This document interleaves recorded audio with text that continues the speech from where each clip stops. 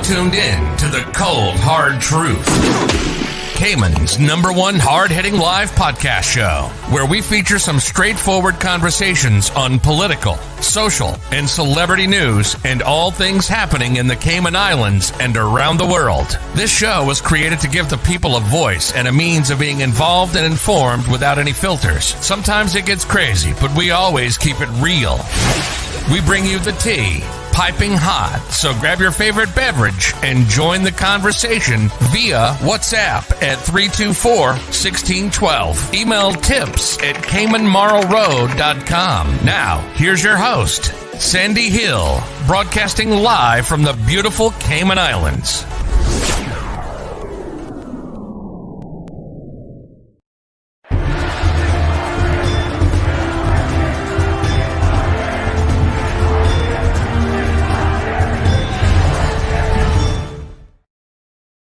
Miracle Brokers is back. That's right. We're fully reopened and back to work. Our agents are here to serve you with all of your packing and shipping needs. Need to move? Don't worry. Give us a call today. Collect a package, shipping around the world, or straight to Cayman? You got it. Give us a call on 949-5989. Collection by personalized appointment only, where our dedicated agents are on standby to personally assist you. Don't forget to wear your mask, maintain social distancing, and one person per appointment. Check us out at miraclebrokers.com today. Good morning, folks. How are you guys? I'm just having a quick look at some of the messages here. Oh boy. Oh my gosh. Someone just sent me a message about people littering at the John A. Cumber School in West Bay. Folks, let's try to keep our island as beautiful as possible. It shouldn't really be that hard. I don't know what's going on, but let's try to keep it beautiful. Just having a few quick messages, a look at messages this morning. Someone was trying to send me a video, but they were using this Google Drive thing, and then you have to ask for permission, and I don't see where it goes after you ask for permission. So I am going to try to find it, because I do know that I saw it actually on Facebook somewhere. And I still can't seem to locate it, which is a little bit odd. Anyway, we shall get that resolved. Let me just see here. So some of you are still inquiring about Fidelity. I'm going to read some of those messages.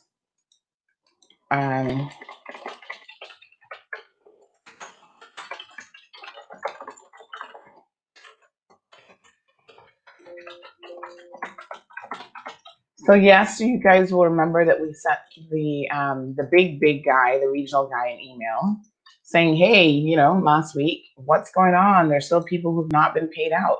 Now, to be honest, it is literally past the 60 days. Remember how they had said, Brett Hill had said, well, the government came to them and they actually said they wanted 60 days. And I think that some people were a bit sympathetic towards him. Oddly enough, politicians were like, well, if you asked for 60 days and the government only gave you 45 days like everybody else, then maybe that's an explanation as to why you haven't followed any of the rules.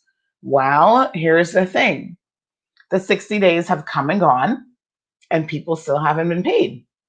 So I want to know, what was the real excuse? I don't know, because it surely couldn't have been time, because you've had more than the 60 days, which you claim is what you needed to turn things around. So, still no money. I have received tons and tons of those messages. I'm going to pull up some of those for you here in a second. But of course, we are Caymanians, and we believe in having our manners about us. So one of the things, it always struck me as very peculiar. Can I tell you? When I first moved back to Cayman, I did like almost a little mini social experiment where I would sit down at the coffee shop and people would walk by and you would say good morning. If the person was a Caymanian, I would say probably 99% of the time they said morning to you. If the person wasn't from the Cayman Islands, um, they struggled to say good morning. Now I thought to myself, why could that be?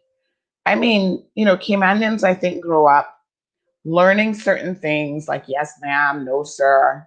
Like you really have those things ingrained in you as a child. Like you don't address adults normally by their first name.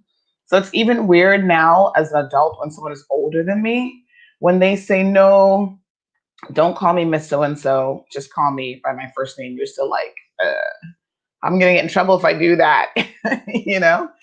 But yeah, we always said, Miss Mary, Miss Sandra, whatever. And so in my little experiment that I used to do, and I used to do this all the time to kind of test my theory, I thought to myself, you know what I think is at play here? As someone who's lived overseas and kind of got used to seeing other people not really greeting you, it became one of those things where I think when you're like from the big city, you're from New York or even Tampa or wherever, uh, you don't make eye contact with people a lot of times when you're walking in the streets. You just like blinders on and you're about your business. You are not going to greet them. It's almost like there's a fear factor in saying good morning to someone because if you say good morning to that person, they will somehow then want to target you for saying good morning to them. So I don't know. I think it's just like a psychological thing, but I think it is also a little bit of a cultural thing. So, as Caymanians, yes, we have rightfully been raised, in my opinion anyway, with a certain degree of what we consider respect for people and our elders. There is some erosion of that is no doubt occurring. But nonetheless, our position is we say good morning, we say good afternoon. When we walk into space, it's the person's responsibility who's actually walking into that space to, say the greetings. And so that's precisely how we have been raised. And yes, we do feel a way about making sure that we say hi and we say, how are you if we have that opportunity. Um, so, good morning. Having said all of that, good morning to all of you. How are you guys? Let me look at your greetings. We've got Ninong Ramos. Is that how you would pronounce that? Here with us this morning. Atlas, good morning. Krista, good morning. Sandy and Cayman, have a blessed day. Thank you so much, Krista. Krista, what's on the menu today? I'm feeling hungry. I've got literally 6 cherries here for breakfast that I just grabbed out of the refrigerator, rinsed them off real quick, and that's what I'm gonna have for breakfast. I love cherries. I don't eat them as often as I kind of feel like I could, but every once in a while I get into a mood and I'll grab a bag of really nice cherries at the grocery store. So I'm gonna have some cherries for breakfast this morning. Morna, good morning, my darling. It's a beautiful day here in the Cayman Islands. I feel like it's a beautiful day once you're alive. It's like, woohoo, party time. Evelyn, hello, darling. Atlas, Rosanna is always here. Rosanna, how are you? I know that Rosanna shared that she's expecting a little bundle of joy. Rosanna, how is that coming along? How far along are you? How have you been feeling? Leslie is here. Thank you so much for tuning in. She's in Florida, I want to say. Am I correct? Leslie, remind me what part of Florida you're actually in and give us an idea of what's going on in Florida. Now, who was it that said their sister in Florida wanted to join the show to tell us a little bit about what's going on? I didn't see a WhatsApp message from them, but WhatsApp message me so that we can touch bases. Jenny, hi, Jenny. Good morning to you, my dear. Grace is tuned in. She's got the tea. She's ready for the tea. She's ready. Cara, good morning, sunshine. Sharon, thank you. Gina, Cecile, all the way from Are you back in the UK? I know on yesterday's show you said you were in Ireland. Are you back in the UK by any chance? Louis from Detroit says, good morning, K-Man. Thank you, Sandy, for the unfiltered show. You are most welcome. We try to give it to you just as it is.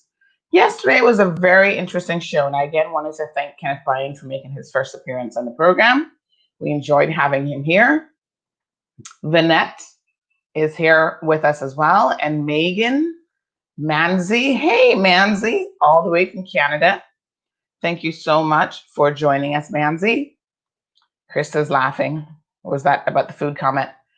Yes, Leslie is in Vero Beach. So thankfully, that's not really the epicenter of the Miami outbreak, although that percent of the Florida outbreak, I should say, is Miami-Dade, which is where we all go when we go into Miami. So Vero Beach is not quite, that's more north, is it? To Miami-Dade? Correct me if I'm wrong, Leslie. Maureen and Diana are all here for it as well. Good morning, everyone. Where's Jake? Is he at the gym? Jake is like, I'm going to get my summer body in full effect. Summer's here. So he was at the gym working out, listening to us the other day. I had an elderly lady message me last night saying, yes, what time is the show? I want to be watching it. And she said 7:15 is really early for me to be on the airwaves. My retirement plan doesn't let me get up that early. She kind of made me chuckle. But I said, well, that's okay. You can always go back and watch it later. And what I'm going to start doing is actually putting it on the website. So it's on the website, like when it's live, but then every time that particular page, every time we update the show content, it like only streams live. However, I think what we can do is we can actually create a post. I'm going to test this theory out today because I want to put up the show from Kenneth from yesterday, whereby I put this gets a little bit technical here, folks, but there's like an embedded code that goes into the page that will then save that particular video from the source, which is on Facebook. So anyway, I'm going to try uploading it on a regular basis now to the website, not just to watch it live, but in the event that you've missed it, you can always go back and watch it as well. That's the point. Ooh, there's a backhoe going down the street. Somebody's doing some work this morning. Krista said she was laughing about my breakfast 5 cherries. I know. It's actually 6. It's actually 6 cherries. But I need something that could stick to my ribs, Krista. That's what I'm thinking about you this morning, girl. I'm like, what's on Krista's menu today? Eating clean. Hold on. Foodies, let's look at what Krista's doing. Okay, in the kitchen. eatingclean.com or .ky. Hold on. She's got a beautiful website. Yes, eatingclean.com. So today is Wednesday. Happy hump day. And on Wednesday, she would have, where's the menu? Oh, where's the menu? So you can do 3 meals per week, 5 meals, 7 meals, 10 meals. She's got like, you can pick whatever meal plan you want. Oh yes, so breakfast. Oh my gosh, there's so much good stuff here. Can I just tell you guys? Ooh, okay. So I don't see it specific by the day, but I kind of feel like there is a menu by the day. But she's got egg stuffed breakfast potatoes, which I feel like that's what I had before. That was really good. She does a breakfast quesadilla, chia seeds, banana breakfast pudding. Oh my God, you gotta see the photos. The photos are like delicious. Turkey, sausage, and vegetable breakfast casserole. Now that I could sink my teeth into, folks. Fluffy vegan pancakes. Wouldn't mind trying those. Baked sweet potato with eggs. Oh, that's got a lot of protein right there. And then she does breakfast peppers. I'm not big in bell peppers, so I would try it once. And then a sweet potato toast. Now, I was telling you guys how I love an avocado smash toast. So this looks very similar to that, but it's with sweet tomato and egg on top. So that kind of looks yummy. And I think for the baked potato, she can stuff it with like different things. So I don't know exactly what's on the menu today, but this all for breakfast. These are like breakfast items. They sound delicious. And then she's got it. Oh, here, daily menu. I think that's what I should be looking at. Okay, so today's Wednesday. Monday, Wednesday, she does a menu. Yeah, so today it would have been the stuffed plantain boat. Oh my God, can I tell you guys a little secret about me? It's not a secret. I love plantains. I'm a plantain person. I could eat plantain breakfast, lunch, dinner, and snacking in between. But I don't do that because obviously plantains are normally fried, although you can bake plantains and boil them and stuff. I'm not a huge fan of boiled plantains, but sometimes I have baked them before and they come out really nice. I mean, it's just like frying them really. So yeah, it just takes a little bit more time, but stuffed plantain boat, that looks divine. The chia seeds banana breakfast. Oven fried chicken for lunch, baked legs and thigh, and the curry cabbage. Oh, the curry cabbage I've had. Delicious. Very good. I think cabbage is one of those things that anything you cook it with, it's kind of like breadfruit. It really can absorb the seasoning of whatever you're cooking it with. So you can give it a very unique flavor based on just ingredients that you use. So Jake, yes, no word from Jake as yet. Anybody would put APB out for Jake if you know where he is. Leslie says north. I'm closer to Orlando than Miami. Aha. Basically exactly opposite of Tampa. They are west and we are east. Got it. Tampa is my old stomping grounds, folks. That's where I grew up in the beautiful city of Tampa. Good morning, Mona. How are you, darling? Charles the Killer Whitaker, good morning. Mona's joining us from Jamaica. What part of Jamaica, Mona? Tell us what is happening there in your area. Did you guys see the video yesterday of the purse snatcher in Jamaica? This poor woman was walking in the parking lot and this guy snatched her bag. I don't know if you guys saw that or not, but that was not nice. Let me see if I can find it. He was kind of casing, you could tell when you saw it actually, that he was casing out the area and looking for a victim, whether that was a vehicle to break into or an actual individual.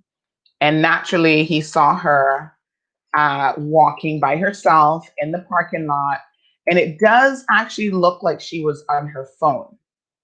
And she wasn't paying attention, which is, one of the things you got to be careful with.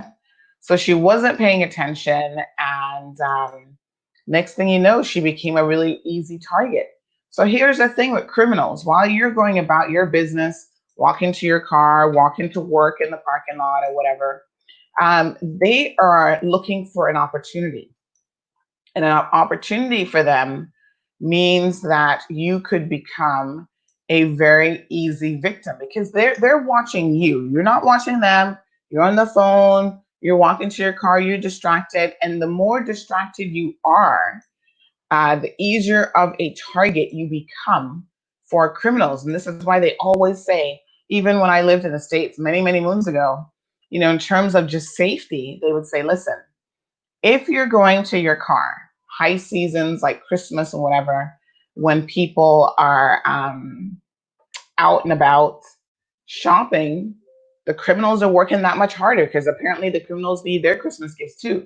So they're looking for easy money. They're looking to rob people, harm people, whatever. And so you really have to be about your business. Stay focused on exactly where you're going. Come off of the phone when you're walking to your parking, when you walk inside to your vehicle. Don't be on the phone, taking the key out of the purse, and you put yourself at a real compromising position for people who are scoping out parking lots, especially things like underground parking, where literally you could be the only person in the parking lot. And so it is imperative that you always try to think like a criminal to avoid being a victim. So it's not that easy to do, because I think what ends up happening to us is we aren't criminals. So, we let our guard down, even if we do it for a while. Remember what happened to the beautiful Estella Scott Roberts? She was kidnapped and brutally murdered here in the Cayman Islands. I think it was probably one of the worst murders that occurred in this community. And this was a murder of opportunity, where they saw her, again, walking to her car. She had just celebrated her birthday. And I think what attracted them to her in the initial stages is that they saw her with her, and I actually knew Estella. They saw her with her bags of stuff. So she had just celebrated her birthday. I think she had a couple bags, maybe some birthday gifts and stuff. She just had dinner. And so,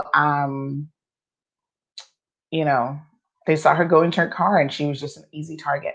She was a very petite person. There was two of them, and they thought, right, we could easily grab her. And they did. And took her in her car. So I want to share this video with you, because I think it's never a bad time to share some safety comments and how we can be a little bit safer. Good morning, Scott. Thank you, sir, for tuning in. I love to see men here enjoying the conversation just as well as the rest of us. Manzi says that I'm making her hungry. Girl, I'm making myself hungry, but I'm going to be chewing on my one little, my six little cherries. So Louis, thank you. Mona says she's in St. Anne. It's really calm in my area. Okay, good. Lizette is joining us. Says, I'm ready for your food. We're going to be doing some shows actually involving cooking. Krista, I'm ready. Who else am I supposed to do that? Oh, Misha, I'm ready for those kitchen moments. Noelle, I am ready. Mona says she saw the clip of the snatcher. Really sad. The lady fell to the ground. Hi, Sue. Yeah, let me show it to you guys, because I kind of wondered if she actually injured herself seriously, because it looks like she couldn't even get up after the assault. So check this out. This happened yesterday. Let me see if I can get the details of exactly where this happened. So this happened yesterday. The caption says that this was in LaGuardia Lane Plaza in LaGuardia, St. Andrew. A woman was walking the plaza when a thief grabbed her bag, pulling her to the ground. And certainly if you can identify this thief, by all means, contact the authorities and let them know. I always wonder when people see these things if they can. He escaped on a waiting motorcycle. You see what I'm telling you? This was planned. He was planning to do something. So let's have a look at the video and you'll see what I mean. So this was him scoping out the area first. So this is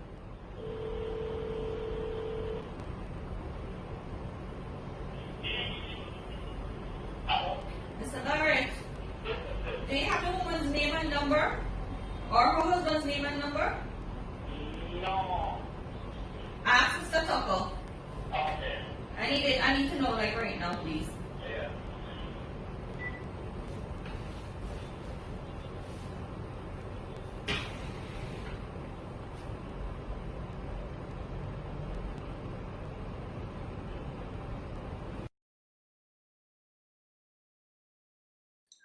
right. So you guys saw that? It's so easy. Like I said, it does look like she was actually on her phone. It is so incredibly easy to become an easy target, a victim. especially when you're just not paying attention to your surroundings. So in this case, she was walking in the plaza.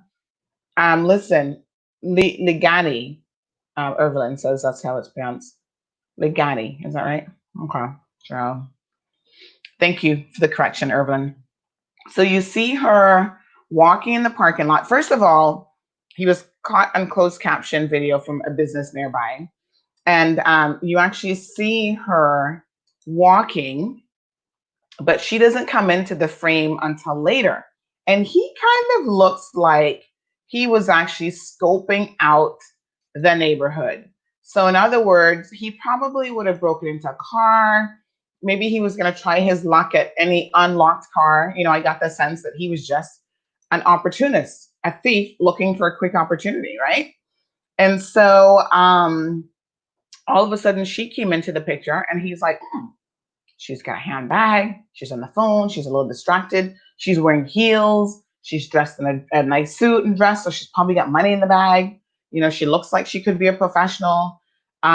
So she became a target that quickly.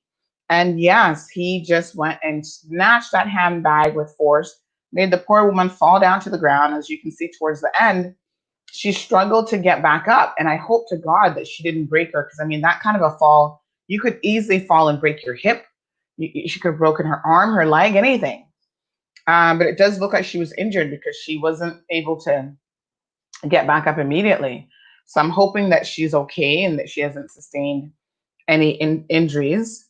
And then, yeah, you know, they tell you about walking in certain ways with your bags, ladies, that puts you more at risk. So, yeah, she was on the phone and the bag was on the other arm. And naturally, when you're doing this, this makes the other arm, the right arm, more vulnerable because you're kind of focused on what's happening on the left-hand side, talking on the phone and so on. And it does, in my opinion, make you distracted, first of all.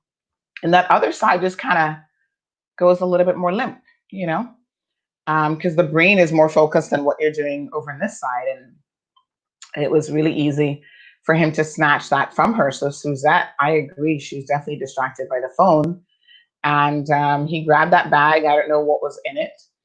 I'm a person who hardly carries a handbag. Like, I carry a handbag more for decoration than practicality. I mean, I'll be honest with you. So sometimes I'll be like, I haven't worn a bag in a while. I go in my closet and take one out. But you're not going to really tend to get a whole lot in the bag. Although, as women, we do tend to put our car keys in the bag. So that's kind of messed up if your car keys are in there. You'll get the wallet, but I don't normally carry any cash.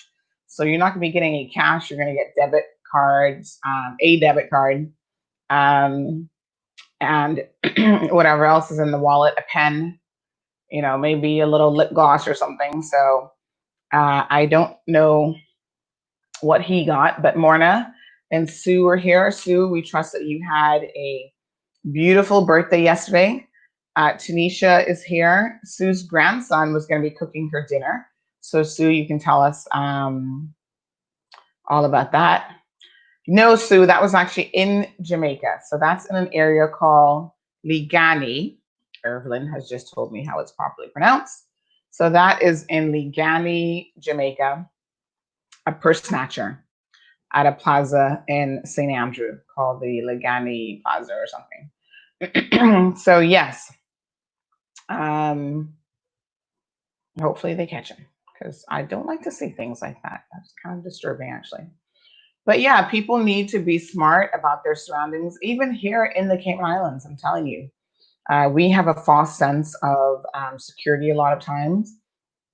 You know, I was just talking about the incident with Estella, and none of us, I remember waking up that morning and hearing that Estella was missing and thinking, oh, she probably just went over to a friend's house after the birthday celebrations, had a little bit, one too many glasses of wine, and decided to, you know, basically sleep over at a friend's house, and surely they will find her. And then the call and, you know, people's circles started to widen, and people started to become a little bit more concerned because none of her friends knew where she was. And it was like, nope, she didn't go home with anyone after the party. She was supposed to be going right home. Her husband's like, well, she didn't come home. So he was concerned. And then it was just like, where is she? And I mean, the details that eventually came out in terms of what happened to her were so tragic. And that was it was a crime of opportunity. Sometimes people are just criminally minded and they don't have it planned out. These guys didn't have this planned out. They just did it. They just snatched her in the moment. She looked like an easy target. And so the idea is to not make yourself appear to be an easy target. And so, you walk in a certain mannerism. You are aware of your surroundings, like you're looking around. There have been a couple very, very popular cases in the States where people were kidnapped. I love to watch these real life stories about, kidnappings and all this sort of thing on Investigation Discovery. That's one of my favorite channels. So I'll watch a crime story all day long, trying to figure out who done it, what was the motive, and this sort of thing. And when it comes to strangers doing certain things too, a lot of them may go out with the intent of harming someone, but specifically picking you as a victim really becomes a matter of opportunity. And, when I lived in Tampa, I was still in university. There was a few really high profile incidents that happened. I don't know if you guys would remember this, but if you lived in the States, you might. There was an incident with it was a mother and two daughters that went out on a boat and they disappeared. So someone had placed an ad or something in a boat and they had, I think, responded to that. They were vacationing from outside of Florida. I can't remember where exactly they came from. It might have been like North Carolina or somewhere, right? So they came to vacation in the Tampa Bay area and they went out with this person on a boat. And so the authorities knew that much because I think they had even written down something about boat trip or something in their hotel room. And then all three of them disappeared and they were eventually found, I think, floating in the ocean kind of thing. And it was a mom and two daughters, as I recall. And so someone killed all three of them. And for many, many years, that mystery went unsolved. They just didn't have enough clues. And you know what eventually caught him? And this is just how fascinating crime can be. So years later, it was starting to become a little bit of a cold case. And so the police thought he had actually written, yes, I remember this now. He had written instructions for the women on how to find him at the boat ramp. So it's like they had ran into him somewhere else. And I guess he said, hey, I've got a boat. I can take you guys out on the boat, blah, blah, blah. And he wrote down the instructions on the piece of paper. This is, where to find me. This is how you get to the boat ramp. You take I-75 to whatever. And so the authorities took that sampling of his handwriting. They actually took it and they put it up on bulletin boards around the state of Florida. When you're driving in the interstate, you get those big bulletin boards that are advertising boards. And so they put his handwritten note up there. And they said, do you recognize his handwriting? This person is a murderer or something like that. And so this is like how a bulletin board caught a thief. And sure enough, someone recognized him or recognized the handwriting. I'm trying to remember. I'm going to tell you.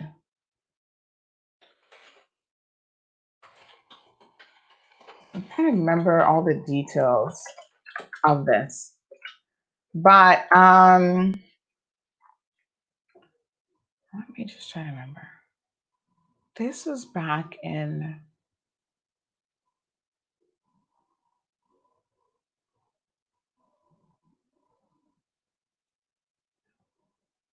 I can't remember if he was he a serial killer? There's one here about a serial killer. Listen, the US is a crazy place. And in fact, yes, his name was Oba Chandler. And he was actually a serial killer. Yes. Okay, so listen to this, right? This man was convicted and executed for the June 1989 murders. Yep, I remember these. Of Joan Rogers and her two daughters, whose bodies were found floating in Tampa Bay, Florida, with their hands and feet bound. Autopsies showed that the victims had been thrown into the water while still alive, with ropes tied to a concrete block around their necks. The case became high profile in 1992. So I remember it. I was still pretty young in 1989, and then I remember it in 1982.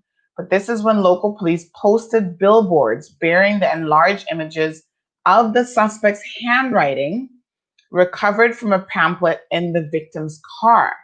Chandler was identified as the killer when his neighbor recognized the handwriting. I mean, what are the chances of someone even recognizing your handwriting? Like, I think about it and I'm like, now in 2020, we live in such a different time that no one's hardly writing anymore. So when was the last time you saw someone handwrite a note or anything um, that would have been, enough to capture a sample that you would know, yeah, that's how that person writes. But back then, 1992, someone actually recognized his neighbor, actually recognized his handwriting. And so this was the first use of billboards by law enforcement in the US. And now it says that they've been useful tools in searching for missing persons even. But prior to his arrest, Chandler worked as an unlicensed aluminum siding contractor. And of course, he did admit to meeting the Ohio women. They were from Ohio and had given them directions. But he claims that he never saw them again, except in newspaper coverage and on the billboards set up by authorities.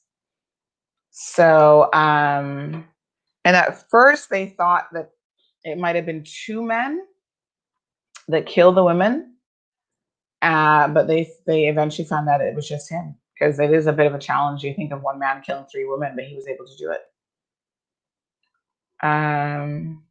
So he was executed in the state of Florida. And listen to this interesting tidbit about him. Following his conviction, Chandler was incarcerated at Union Correctional Institution during his 17 years of incarceration. Because listen, when you go to jail in Florida and you get the death penalty, it's not swift. You get appeals after appeals and you sit on death row forever. So he got to live another 17 years after being convicted. He was notable for not having a single visitor. So no one visited him. And he was executed on November the 15th, 2011. And he claims in his last statement to prison officials, "You are killing an innocent man today." And that's what he shared. However, in February of 2014, DNA evidence identified Chandler as the murderer of somebody else, a lady named Ivanese, who was found in Coral Springs, Florida, back in November the 27th, 1990. So that was not his only murder. And chances are there are probably others that he was responsible for as well. They probably just haven't figured it out. And the irony of it is he is actually the fourth of 5 children born to his parents and was raised in Cincinnati, Ohio. So the 3 women that he killed were actually from Ohio as well. And I kind of wonder if that's what, when you do small talk, like, "Oh, where are you guys from?" And they said, "Oh, we're from Ohio." "Oh, I'm from Ohio too. I grew up in Ohio," blah, blah, blah. Who knows?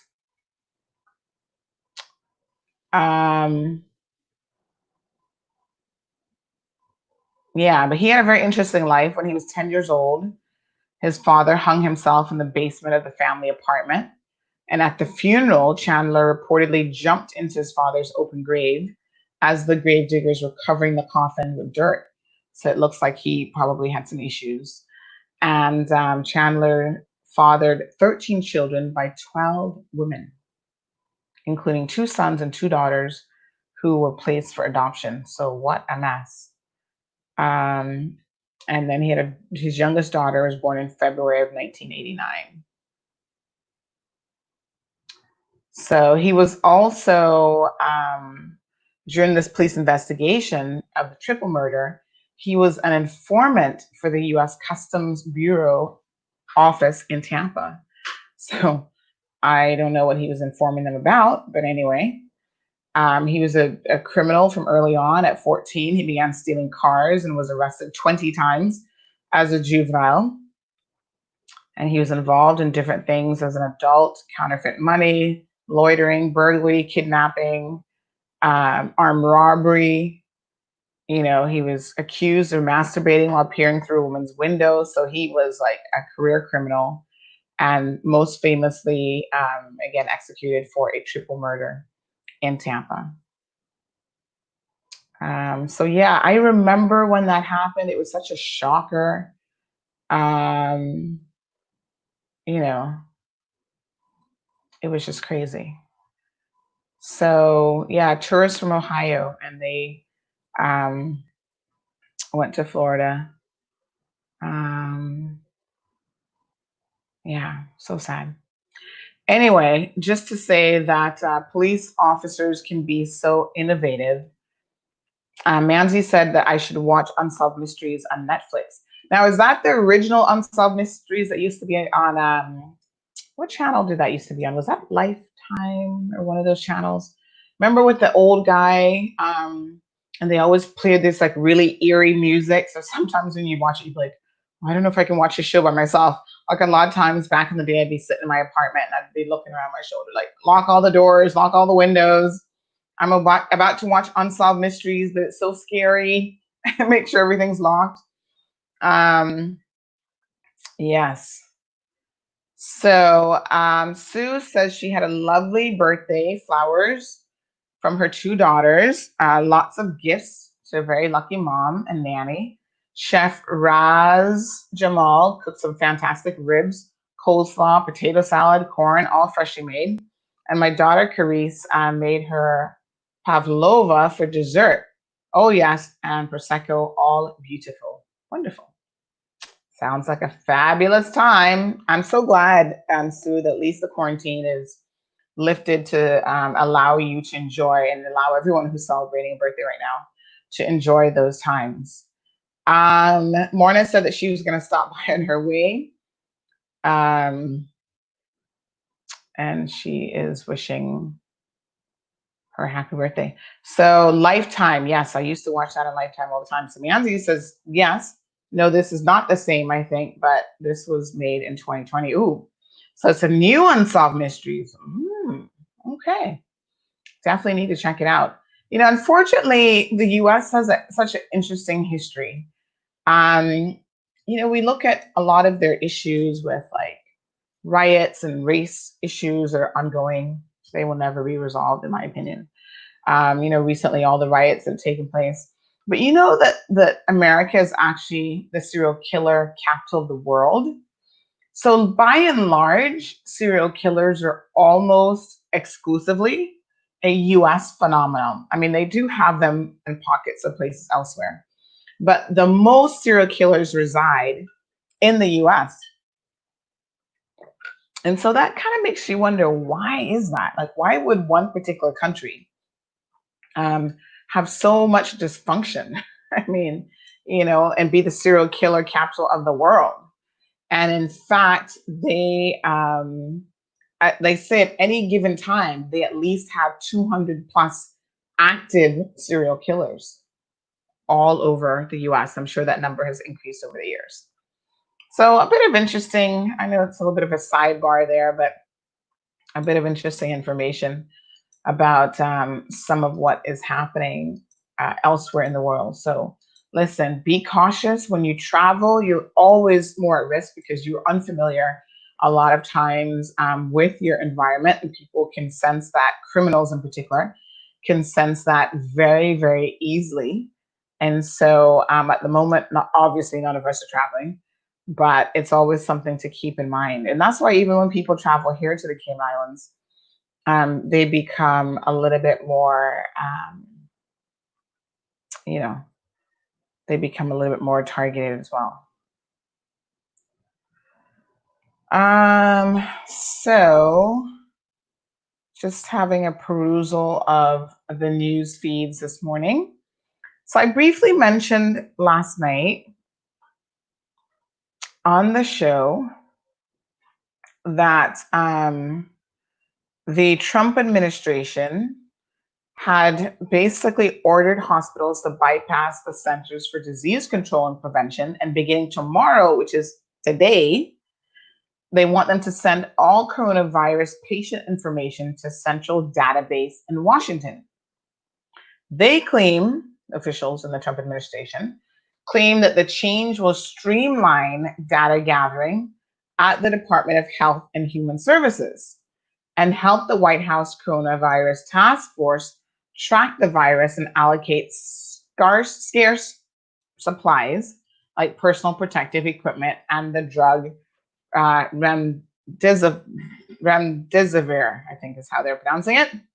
But critics are saying, hold on a second, something stinks to high heaven. They worry that centralizing data within the administration would allow the White House to present information in a way that might be politically advantageous for the president, and that the data could be misused or withheld from the public. And this, as they say, is a very little noticed document. So my question to you guys now is, what do you think of this? So this is called COVID-19 Guidance for Hospital Reporting and FAQs for Hospitals, Hospital Laboratories, and Acute Care Facility Data Reporting. And this was updated on July the 10th. So it says that on March the 29th, Vice President Pence sent a letter to hospital administrators across the country requesting daily data reports on testing capacity and utilization and patient flows to facilitate the public health response to the 2019 novel coronavirus. Many separate governmental entities are requesting similar information, resulting in stakeholder requests to reduce duplication and minimize reporting burden. This document details the federal government's data needs, explains the division of reporting responsibility between hospitals and states, and provides clear, flexible options for the timely delivery of this critical information. The objective is to allow states and hospitals either to leverage existing data reporting capabilities or, where those capabilities are insufficient, to provide guidance in how to build upon existing capabilities. This FAQ will be posted to the various HHS and HHS division websites and will be as necessary. So it goes on to talk about all the different things. How many pages is this document? It's a few pages. 13 pages. So the question then becomes, and this is a very interesting question, do you believe that the Trump administration should be seeking to get the information directly sent to them from the healthcare facilities, or the alternative is for it to go to a central reporting agency like the Center for Disease Control, and then the Center for Disease Control will pass on the information to the White House because they are an independent body. So what do you guys think about this? This kind of reeks of, you know, when governments do certain things, you just have to be very, very cautious. People don't trust governments, and I would say oftentimes that's rightfully so. You have to question their motivation for doing certain things. Why would the Trump administration, who, by the way, is struggling as is to get it together with the coronavirus, why would they want this added layer of everybody reporting directly to the White House, this data? It seems to me like it is a bit much. Like, I would rather the data reporting go to the CDC, and then the CDC can send a report. If you want a daily report sent to the White House on what's going on, of course, Dr. Fauci is in charge of, knowing all of this information. So I'm sure he's in direct contact with the CDC. And they're giving him the numbers, like the information is out there. So the states are reporting it, like so many cases, in Florida, this is how many have died in this particular day, this is what we report. So it's a little weird, in my opinion, that the White House wants to take this burden on. And I do question, because of their lack of response, you know, I don't know that this has the right motivation behind it. Of course, the CDC has been criticized for their lack of confidence. The public has a loss of confidence in them after what is being called a botched response to the coronavirus crises. Far more than any other federal agency, the CDC is ill-equipped to fend off political attacks, argues the health news website STAT. So they have concerns about the CDC. Former leaders speak out. So 4 former directors of the Center for Disease Control have accused the president of undermining the agency with partisan pot shots and an opinion published in the website. Published in the Washington Post. And then, of course, there are issues within the CDC itself that they need to be addressing. So they had over 1,000 CDC employees signed a letter calling for the agency to address a pervasive and toxic culture of racial aggressions, bullying, and marginalization against Black employees. Wow. Who knew that that was even going on within the CDC? So, of course, big news in terms of the economy having continued issues, as it will. At this point in time, there's not much that people can do. There's a long list of companies that are closing down and shutting down, and trust me, it is extensive. But a lot of those have been companies that have been tethering on the brink of shutting down anyway, filing Chapter 11, and filing bankruptcy. So it's not entirely surprising that most of them are, retail industries, for example, because they've been hard hit for a number of years now. So small businesses, it says that nearly 110,000 have closed permanently from early March to early May. Everything that you can possibly imagine. And of course, with the resurgence of the virus in Florida, Texas, and California, it now seems like a lot of businesses will be impacted by the second wave of the virus. Delta Airlines, of course, the airlines are hit because of the restrictions and non-travel that is occurring, especially internationally. So Delta Airlines plunged 88% during the second quarter compared with the same time last year. Major food brands like Coca-Cola and Lay's have reduced the number of products that they're making during the pandemic, often leading to higher prices and fewer choices for consumers at the grocery store. And some of that makes sense because, big factories like Tyson Chicken have been impacted with an infection in the factory, and they've had to shut down the entire factory. So a lot of these retailers and manufacturers and food brands are cutting back. Even automakers are cutting back production because, again, plants that have employed thousands of persons in that space, the employees are very, very weary and cautious about the possibility of being in that environment and catching the virus. So crazy, but Star shared a post here from USA Today talking about some lab results. I'm just trying to see how I can pull that up, being questioned. Manzi says, I read somewhere that Trump isn't talking to Dr. Fauci for over 2 months now. I would not be surprised by that, to be honest. Hello, Paul. Good morning. I saw Paul posting on social media recently that he got a haircut. such a luxury to be able to just go and get a haircut and do all these, wonderful things.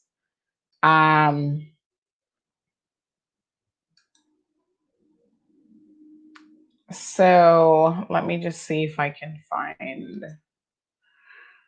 Yeah, so I'm totally not surprised by that, Nancy. He's like a child at best.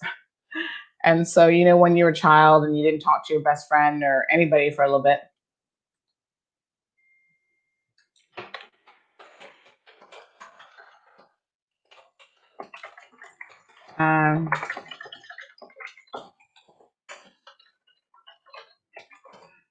So let me just pull up the article that was just shared, if I can grab it real quick.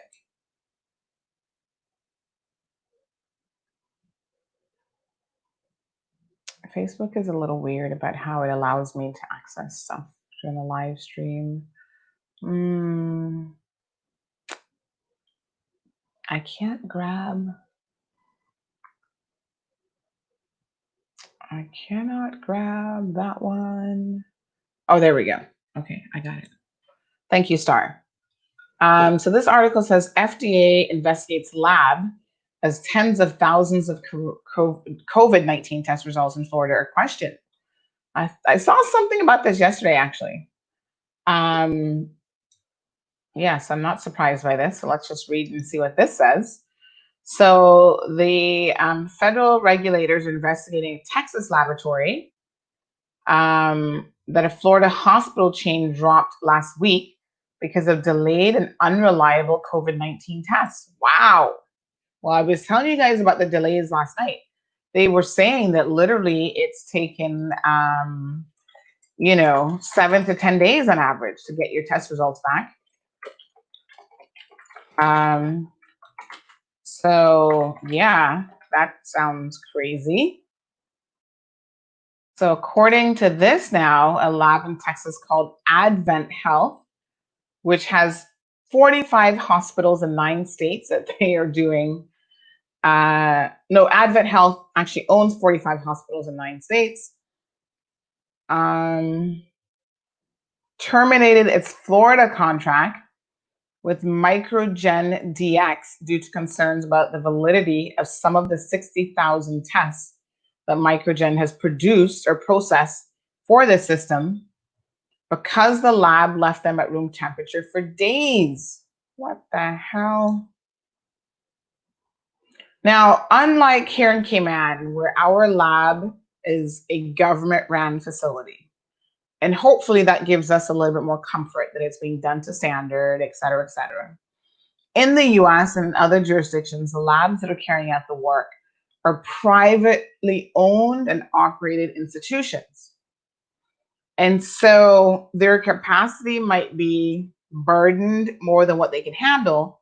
But a lot of times they're not going to say no because they want the money that is coming from the healthcare facilities. So even in the US, a lot of these healthcare facilities are privately owned healthcare facilities as well. So they're happy to take the money, but my God, there are things that you need to do, folks, including, adhering to certain standards.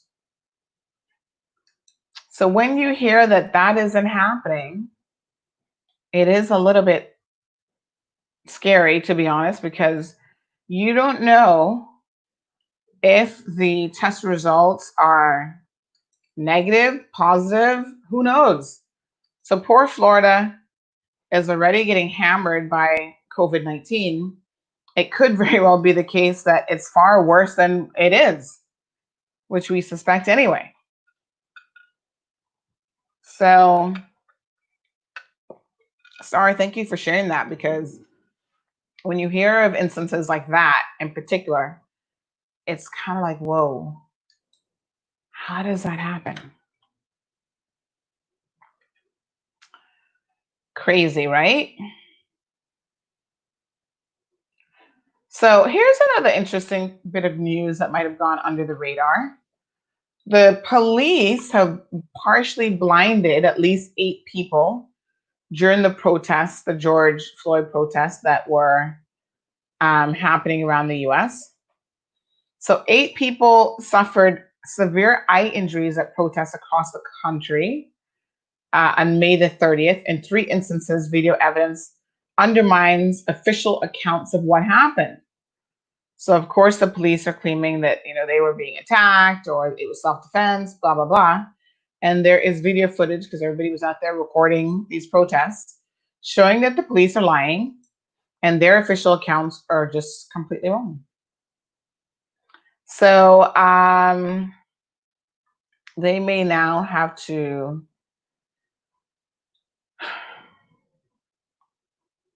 cough up some money at the very least to pay for, making people go blind. One young man, he's now blind in one eye.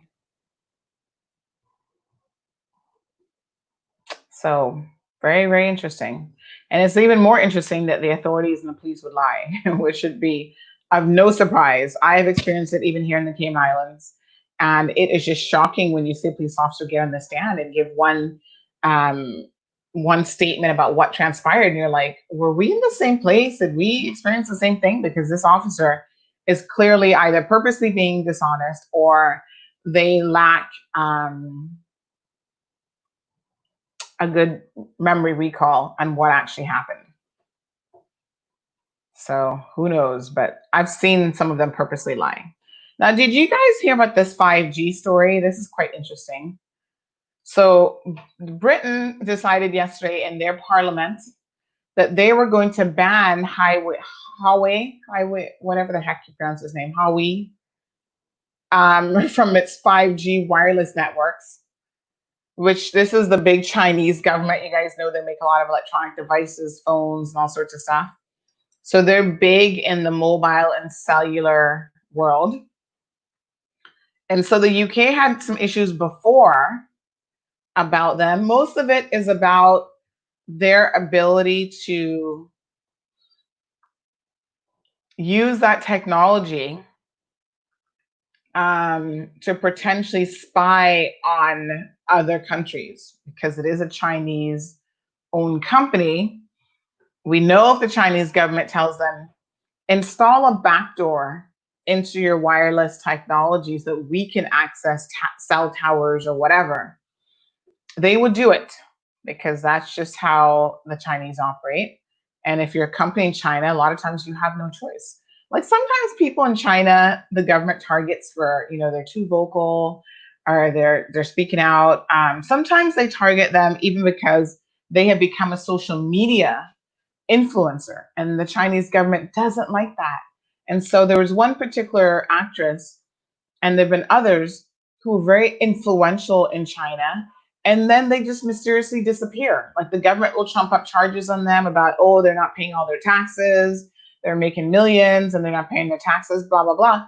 And they swoop in, arrest them, and they just disappear. No one knows what happened to them. Are they in jail? Are they killed? Nothing comes of it. No one knows in terms of information. They just know that here's this big time influencer that would normally be all over social media, and they are now gone. So it's just like, whoa, like really, really bizarre. So that happens a lot apparently in China, and it makes other governments around the world, once they recognize how China misuses the resources that are available to them, how they misuse, technological developments and these tech giants. So the British government has decided, this is a parliamentary decision, the House of Commons actually yesterday, I caught some of the discussion, that they're no longer going to allow this particular company to be involved in the rollout of the 5G network, which is going to be replacing 4G here in most places in the world. So this is a big blow. It's considered a major blow to this tech giant, and it's not good. President Trump is supportive of this move because he has been pushing for this for quite some time. And it's so ironic about President Trump and the Trump administration, because at the same time, they have been more than willing at times to get in bed with countries like China and Russia when they perceived a benefit to them. So when they were spying on the Democrats, they're like, oh yes, go right ahead, who cares? But there is that overriding concern about these tech giants based out of China. So basically, they have said no more. House of Commons announced that the government's digital and media minister said that this will start in January, and it will actually delay Britain's rollout of 5G service by 2 to 3 years and cost billions of dollars to cut the relationship with this particular tech giant, because obviously they have the money and they have the infrastructure already in place to start rolling out. So this is considered a significant movement or moment in the movement away from China in the deployment of the global 5G networks. So basically what they have said is that this situation creates an unacceptable security risk, knowing that these companies have ties to the communist Chinese government.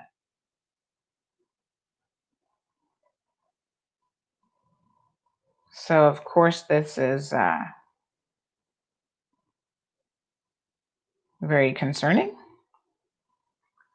and interesting all at the same time. So intense pressure from Washington, the Chinese crackdown in Hong Kong has not helped. Beijing's lack of transparency has also not helped. On the origins of the coronavirus has added to concerns in Western capitals about Chinese technology. So let me see if I can bring out, there's a very interesting video here on this. Give me 1 second here.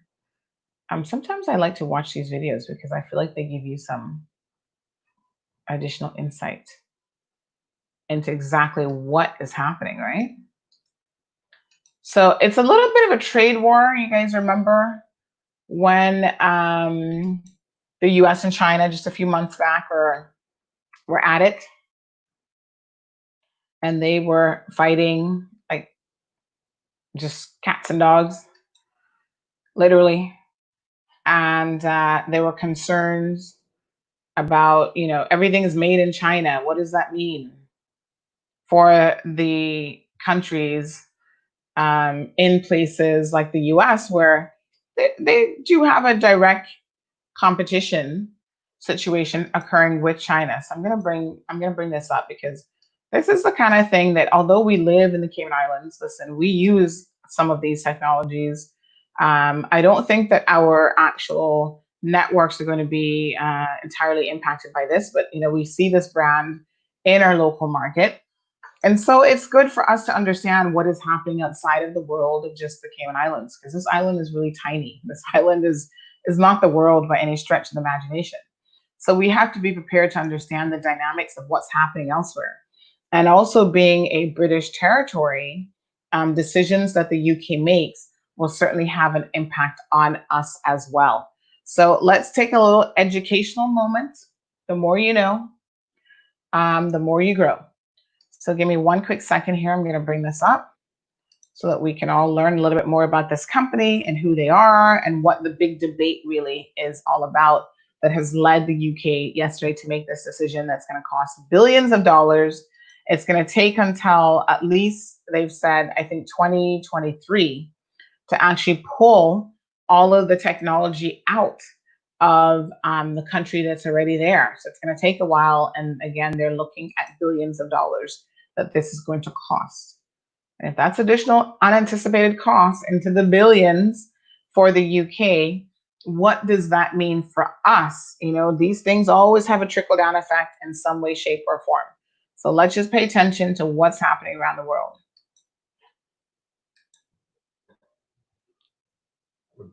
Huawei is positioned to be the leader in the lucrative field of 5G. Telecommunications giant Ericsson estimates it will be worth $1.3 trillion by 2026. This is why Former Huawei Army has officer. found itself at the center of trade negotiations between the United States and China. Okay, give me 1 second here, folks. I just realized that I'm showing you the wrong one. The first time many Americans probably Hold on. December, CFO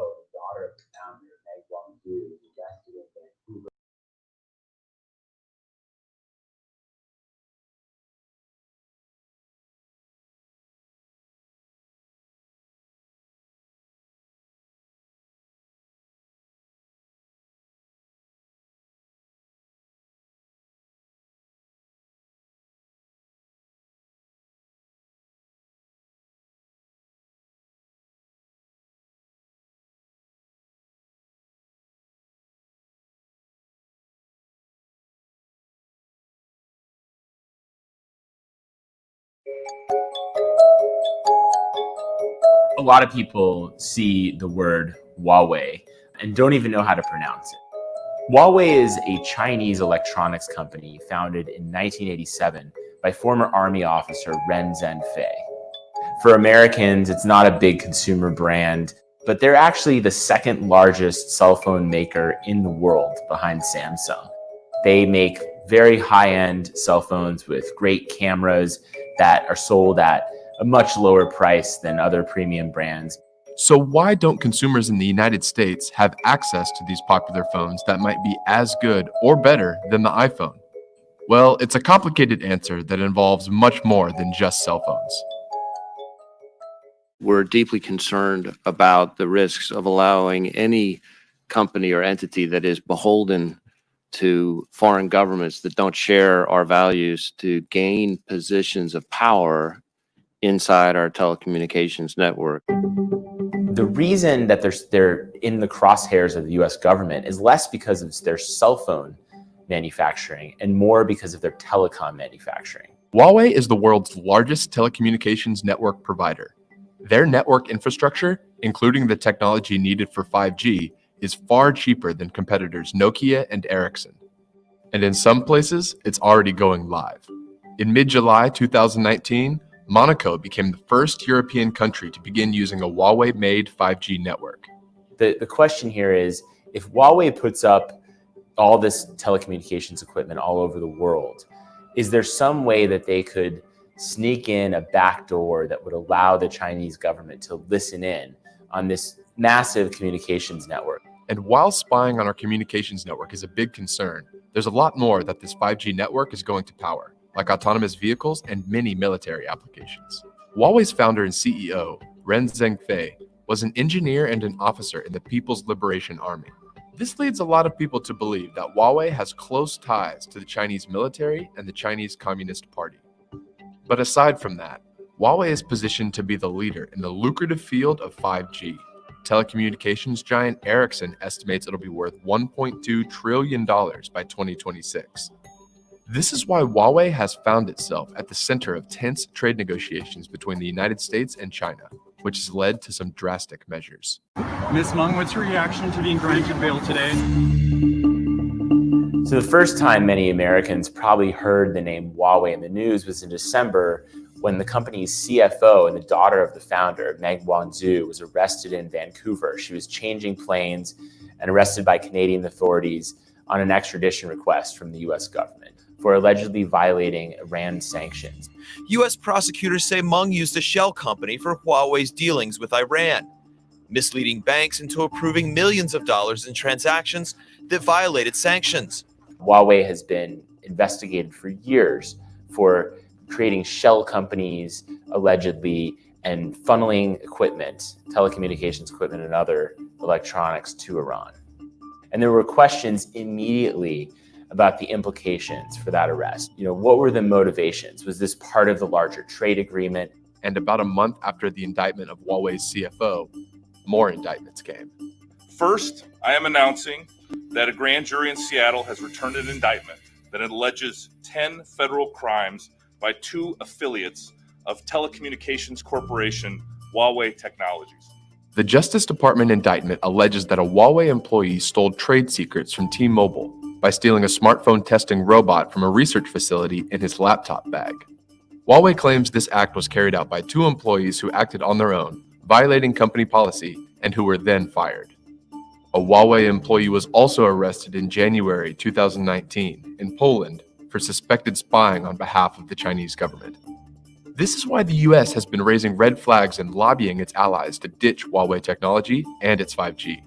So far, Huawei technology is banned in the United States, Japan, Australia, and New Zealand. Huawei has said that a ban on its 5G technology will only lead countries to use inferior yet more expensive alternatives. And some allies have been more reluctant to ban Huawei outright. The UK Parliament's Science and Technology Committee rejected a proposed ban on Huawei 5G tech, saying that there are no technical grounds for excluding Huawei entirely from the UK's 5G network. Though a British independent government oversight group did find basic yet significant security flaws in Huawei's product code, which Huawei had previously vowed to fix.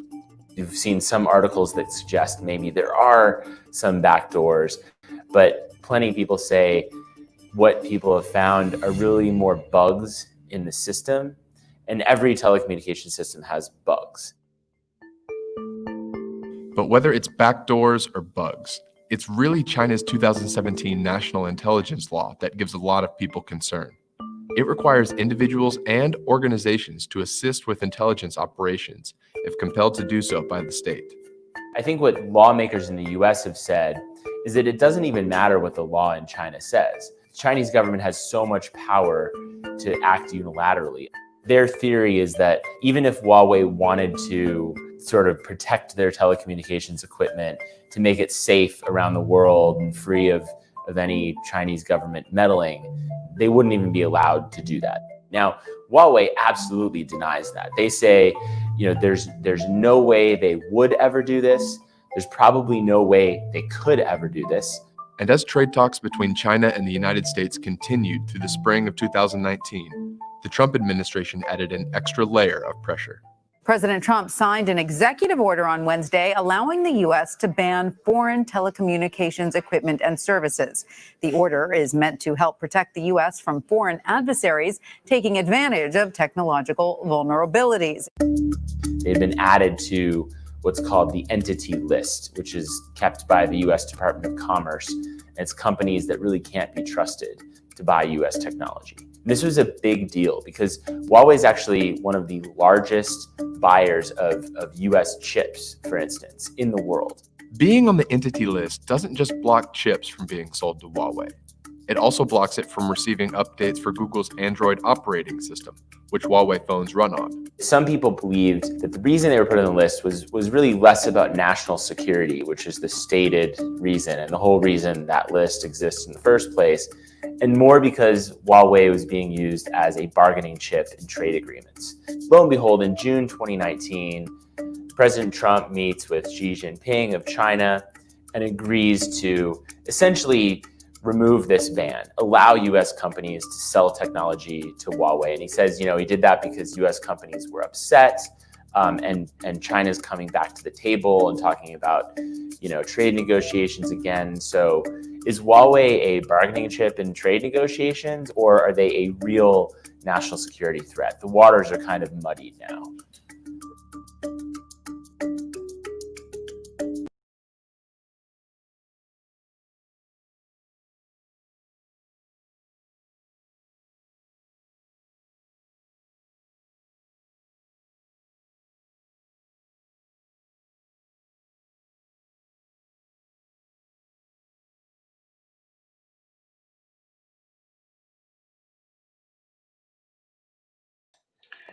Okay, folks, that's just a little bit of a historical background. And so what has developed now, as you can see from that video at the time, there were still not a firm decision, especially from the UK. They were kind of like, let's take a watch and see attitude. And now the decision has very much been to not do any business with Huawei.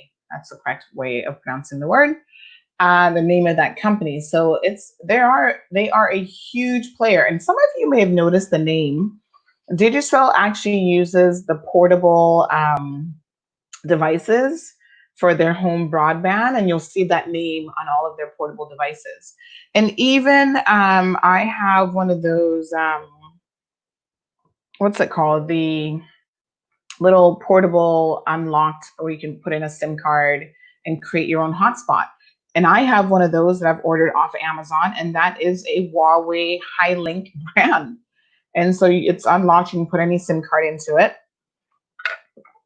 So, it's a little bit of a question of, is this a trade war situation that's going on here?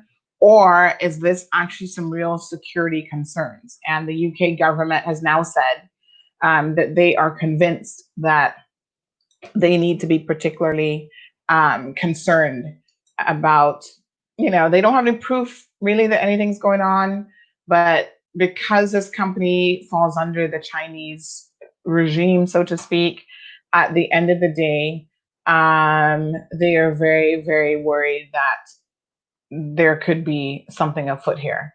And once the infrastructure is in place, folks, I mean, let's just be honest. Once that infrastructure is in place, there is very little that you can do.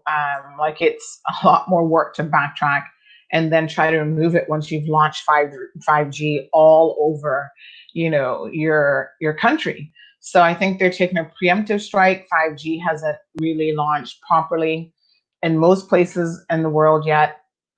And so before they continue to deploy it any further, they are now saying it's going to be pulled out.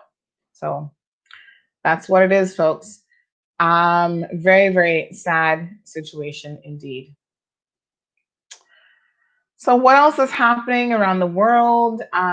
We do know that Mr. Hamity's funeral service will be tomorrow. So as you guys know, Captain Robert Michael Hamity passed away on June the 13th, almost a month ago already. Wow. And so his service will be tomorrow morning at 10 o'clock, and it will be live streamed on Facebook. We will try to grab that live stream and share that with our viewers here on Cayman Mall Road so that you guys will have the opportunity to be able to watch that video. Like I said, there is a video of his son, who is also a captain with Cayman Airways, bringing the body back to the Cayman Islands, and we are hoping to be able to grab that video. I was hoping to have it today to be able to share with you guys. It's an amazing video, and I want to thank the person who was trying to share it with us. But unfortunately, we were not able to grab it from the email that they sent. But I do think that I can, here we go. I do think that we have it here. Yes, we can get it. Hold on one second. This is now we're having access to technology, and knowing how to use it becomes ever so important. Every day I wish I had so many more skills when it came to technology, because when it comes to technology, I should say, because there's so many things that I'm like, oh, I want to be able to do this, I want to be able to do that. And sometimes you got to outsource things, but there are some minimum things that you have to learn when you're in a particular space. And so the ability to grab videos off of the web is definitely one of them.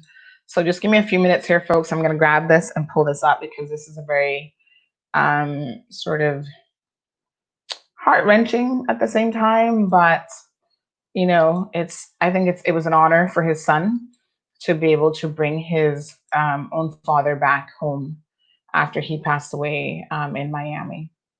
So everyone will know Mr. Hamity from Tortuga. He was the founder and part owner, along with his wife, of the Tortuga rum cakes and Tortuga rum business. And so, again, our condolences goes out to the entire family. Everyone's life is so valuable in the world in which we live. It's just one of those things that the more you are known, the more people, would have come across you in their life's path. And so, yes, you have massive celebrations and mourning when certain people pass away. And, I always think that people who pass away every single day that we don't know who they are, we don't have a name, we don't know anything about them.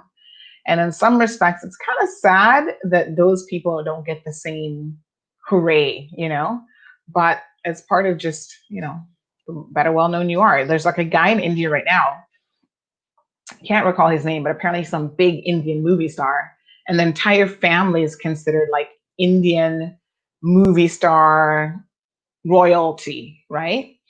And he's in his 70s, if I heard the news correctly. So it's not like he's a spring chicken. And he actually is in the hospital sick with coronavirus. And the news was saying that I think a few other people in his household have it. And there's such important people in India as like movie royalty that he gets like special treatment in the hospital. In a country that is often struggling to provide medical assistance to people who really need it, he was shot at the top of the list for a bed available and the best ICU in India, and whatever he needs, ventilation, medicines, whatever. So it is unfortunate that with your popularity, you also get special treatment.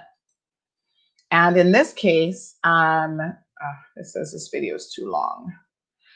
Okay, so I'm gonna have to find, just give me 1 second here. What I'm actually going to have to do is to upload this video to YouTube first because it's too long otherwise. Yeah, so essentially, you know, they're getting special treatment simply because of who they are. And there was an interesting story about this because they were saying how this family is so revered in India as being, you know, they're actually people who literally worship them and have made them into gods. And they have like temples and all sorts of stuff in their honor. I'm thinking that's crazy, but that's the reality of what it is. So it's crazy to us, but yeah, that's what it is, right? So all over the world, I think people will be getting that type of treatment. And you want to think that everyone's life has value, but like I said, it's apparent from the way the world is. It's not the same, really. And that to me is kind of unfortunate.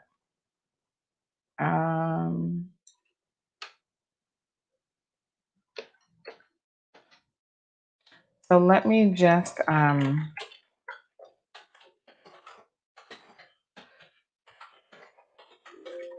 gonna pull up this video. Like I said, I've got to do it on YouTube because the length of the video is too much for me to do it. How sometimes I pull in like the smaller clips directly into the show.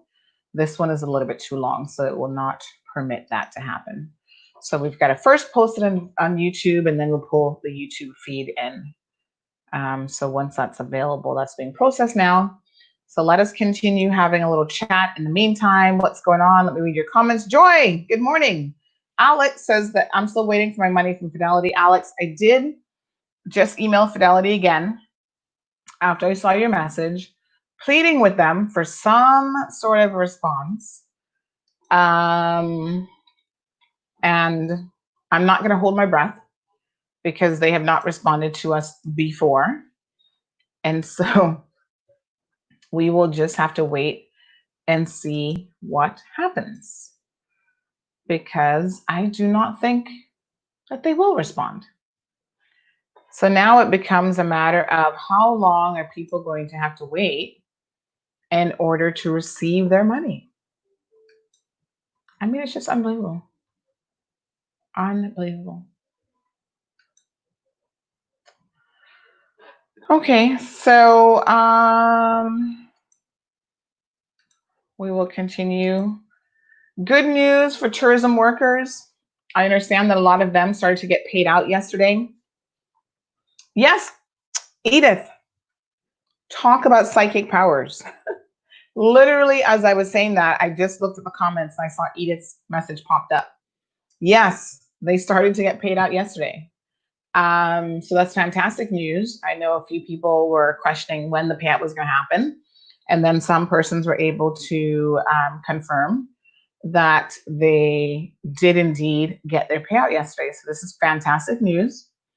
If for some reason you have not received your payout yet, I would say give it another couple of days. I don't know in total how many applications that they had, but we will certainly inquire about those details. But I do think it was a few. And so we will try to see what information we can get in terms of the amounts that were paid out and so on. So the government's working on it, folks. So big thanks to everyone involved in that process. And then I think also some government workers who the government had indicated would be getting like a little additional stipend. Some of those persons are starting to get them as well. So the next video that we're going to play is a video that is circulating, and it's a tribute to Elizabeth Buenos Diaz. It's a tribute to Captain Robert Hamity. And I hope that you guys enjoy this video. It is very, very heart-wrenching to watch. But, you know, life and death, what can I say? It's never an easy road for people when you lose a loved one. And so Mr. Hamity had 2 children, Monique and Basil. And his son, Basil, is actually a pilot, a captain with Cayman Airways. And so basically what was allowed to happen is that they were able to arrange for him to be the one who flew in his father's body from Miami. So stay tuned for this, folks. And thank you so much for tuning in. Continue to watch.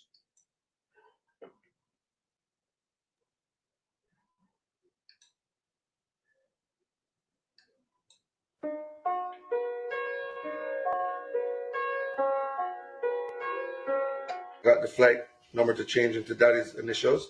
Okay. I just got a message from Eric Bodden, who is the head of the air traffic control, and he just checked with Havana. Everything is good. He just sent me the flight plan with the remarks stating that call sign is Romeo Mike Hotel Alpha 301-3102 to Miami, and then coming back as Romeo Mike Hotel 3103 back to Grand Cayman. So we're good to go. We're bringing him home. Yes. All right. You It's a special day. At least we can start the process of healing, knowing that he's coming back home. I think that's going to be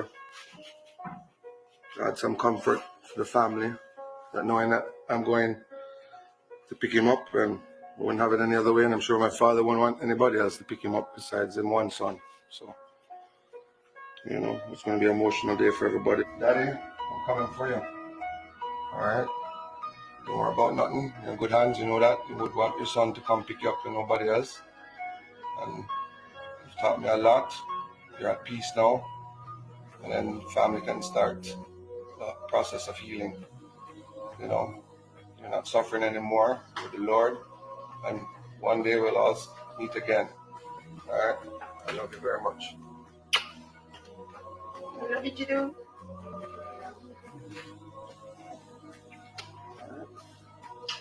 All right. All right. All right. God bless you.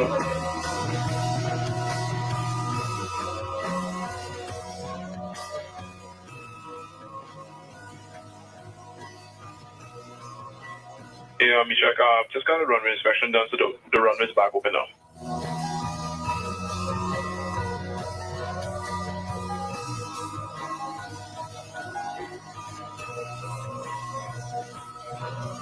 We're turning left now over Little Sound, back towards the Tortuga factory. Human approach, Romeo Mike Hotel 3103, just south of 12000, checking in Matuvi.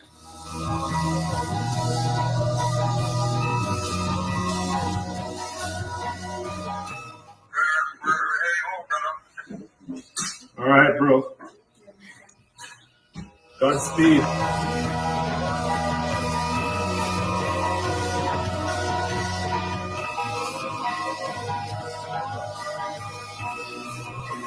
Down to 1,500 feet, and request the Captain Robert Michael Hamity arrival. Last flight with his son. Runway clear land, 3103. Thank you, my brothers. You all have the love and the support to make this happen. For my family, I greatly appreciate that. Jerome, thank you, my brother. Basil, thank you to bring him home. Thank you very much.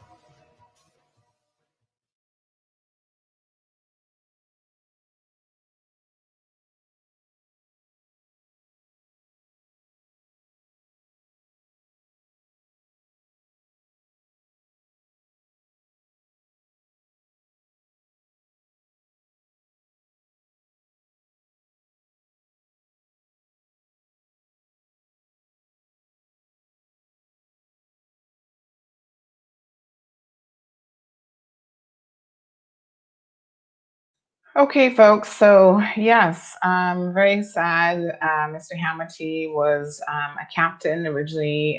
He worked for Air Jamaica before moving on to Cayman Airways as a young man, and he eventually became a captain with Cayman Airways. And as many of you know, he has a very, very interesting story about how, as a captain, he caught some sort of virus that impacted his heart valves.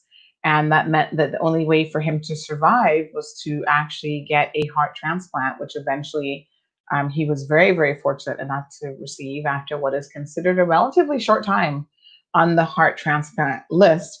And quite ironically, his heart came from another pilot, another young pilot, who had tragically passed away after a skydiving incident. And so Mr. Hamilton always joked that he had the heart of a pilot. So, yes, it is sad, but the funeral service is tomorrow morning. And again, because of the ongoing restrictions that are in place, it will be streamed online, and we will do our best to make it available here on Cayman Mall Roads live streaming as well. So Aliana says, did you get an email to confirm this? Because it'd be nice to have something in my bank account this morning. In terms of the tourism payments, we have not received anything official, but we do know that people have received the money. So that we are confident of. Some persons have received their first stipend payment. So like I said, I don't know exactly how many people have applied and how long it will take for them to go through and make all the relevant deposits. But I do know a handful of persons started getting their money yesterday. So I suspect it will not be too much longer before that happens. The other thing is, in terms of money received, I'm just trying to see if I can have a quick look here to see if there's anything specific on the website about it. I don't actually see anything here, to be honest.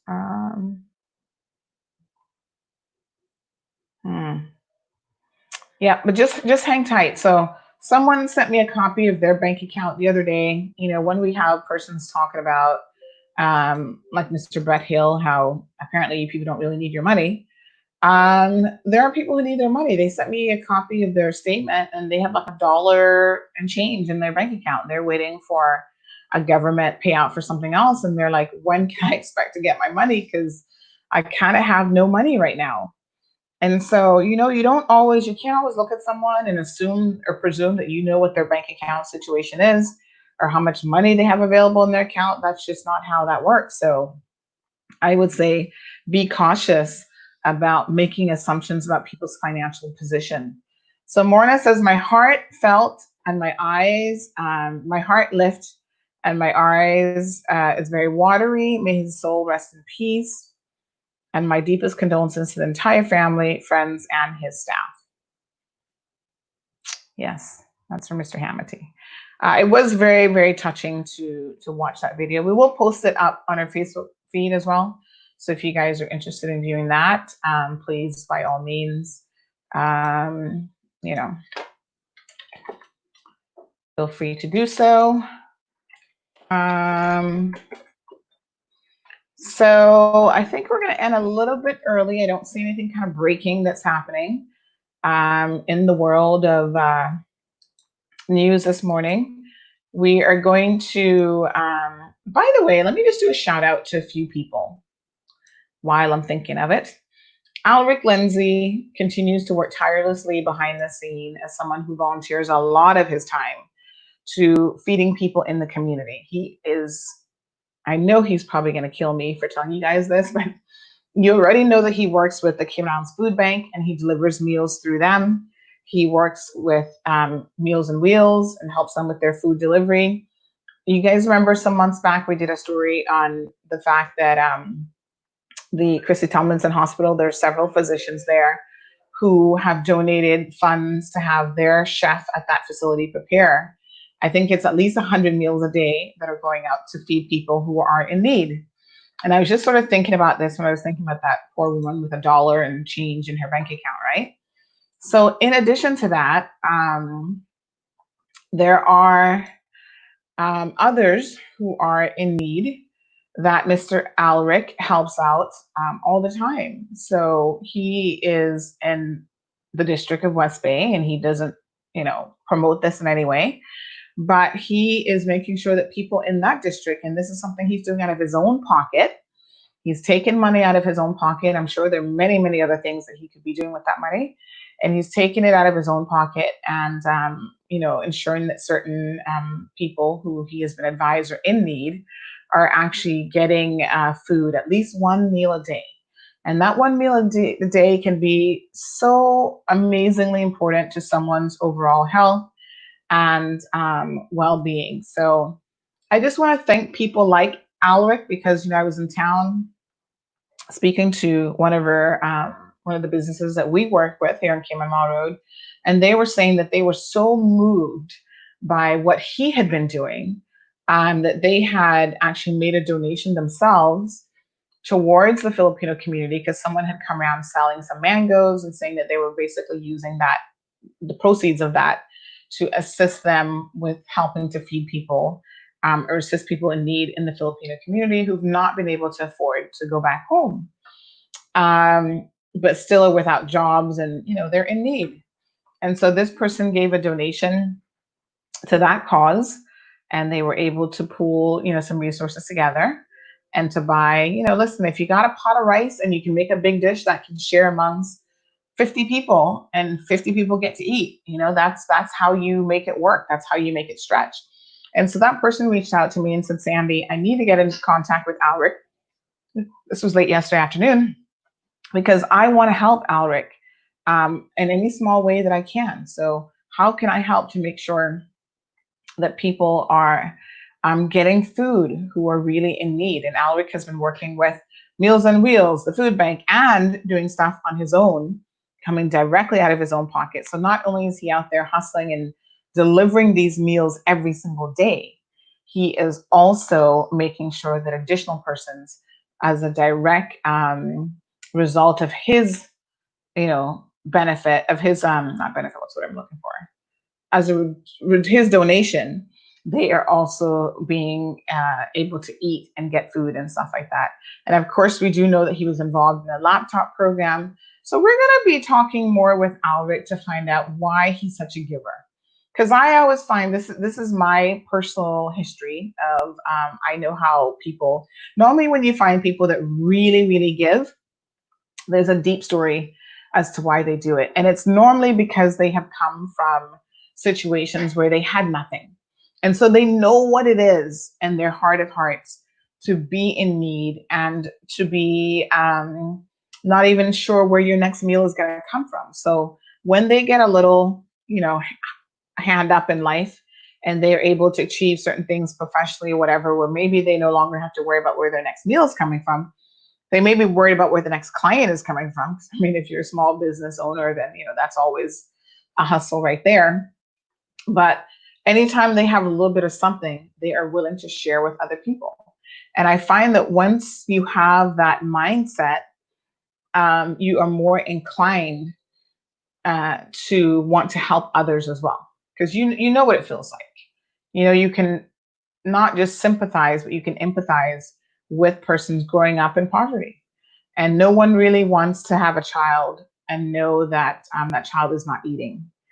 And the child goes to school hungry, or, all these other things that are happening around us. So I just want to thank everyone who is making the COVID situation a little bit easier to endure.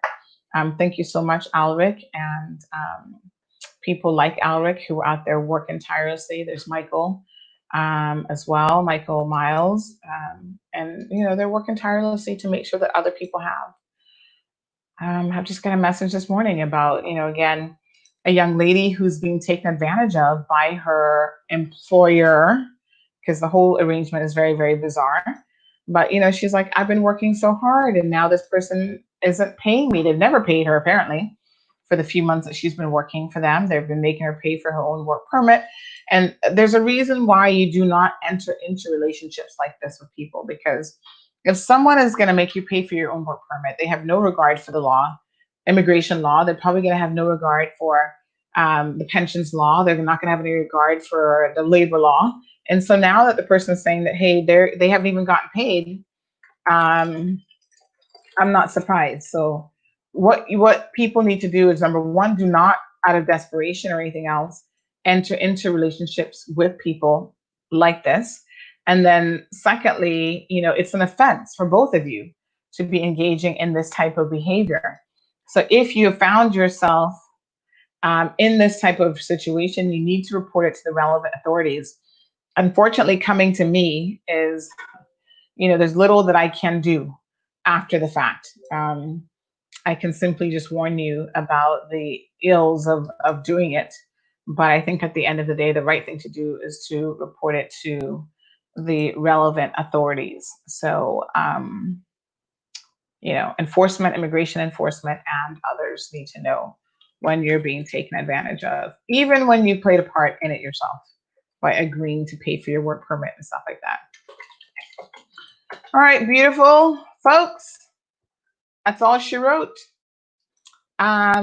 Today is Wednesday, commonly known as Hump Day, because now we're going to hump over the other side. It's midweek. We're going to hump over the other side of the week. So thank you guys so much for tuning in. Catherine confirms that her daughter received her first tourism payment. So again, Aliano, hang tight. If you've not yet received yours, it's coming. So maybe today. So keep us posted, please. I think that's it. I think that's all I've got for you at this particular time. Yes. Any other breaking news that we need to know about? News is, listen, it's like firing, it's always happening. And so we try to bring it to you hot off the press, as they say, as much as we can. So we'll be posting a few interesting news stories. There's one in Jamaica that you guys are probably going to find this one really interesting, but there's an allegation against a sitting minister that he is having an affair with a lady there in Jamaica. She's actually a very nice looking lady. I don't know what the wife looks like, but the side chick is pretty. So I don't know, but there are allegations, and someone has outed her apparently in social media. So I know that our some of our correspondents are taking note of this and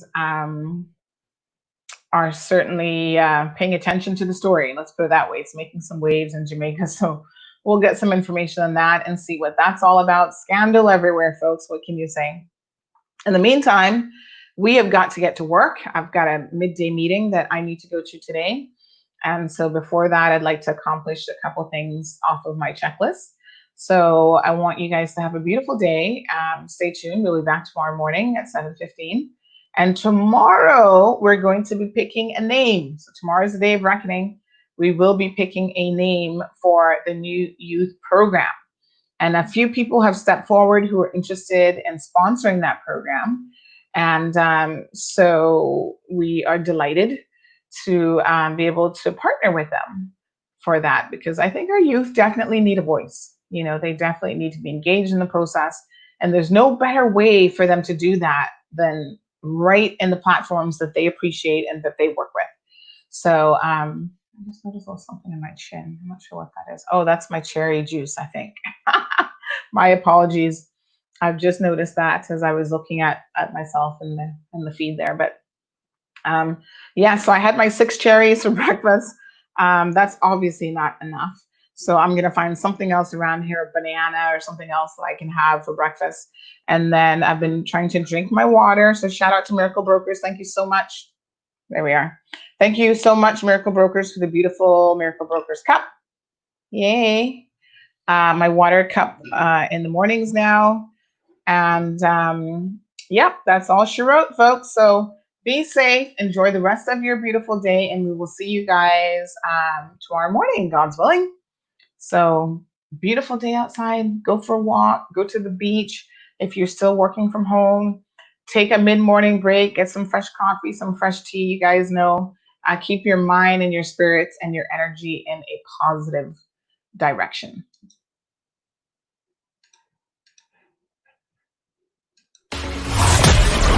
Thank you for tuning in to another edition of The Cold Hard Truth. Make sure to check Facebook for showtimes and more information and the latest news at CaymanMarlRoad.com. Subscribe to our IG and Facebook pages to get the latest happenings.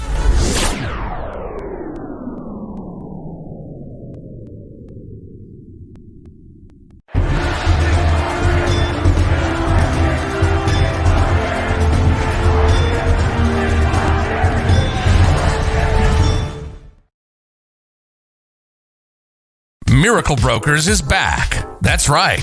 We're fully reopened and back to work. Our agents are here to serve you with all of your packing and shipping needs. Need to move? Don't worry. Give us a call today. Collect a package, shipping around the world, or straight to Cayman? You got it. Give us a call on 949-5989. Collection by personalized appointment only, where our dedicated agents are on standby to personally assist you. Don't forget to wear your mask, maintain social distancing, and one person per appointment. Check us out at miraclebrokers.com today.